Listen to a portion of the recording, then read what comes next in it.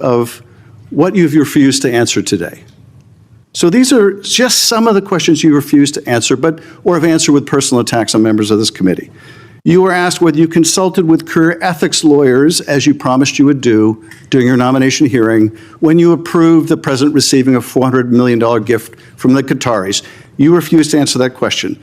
You were asked who or what role you may have played, or who played the role in asking that Trump's name be flagged in any of the Epstein documents gathered by the FBI. You refused to answer that question.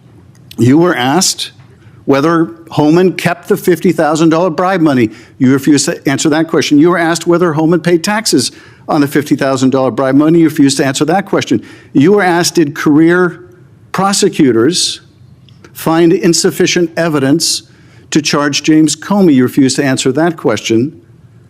You were asked, how are military strikes on these boats in the Caribbean legal? And you refused to even answer that question.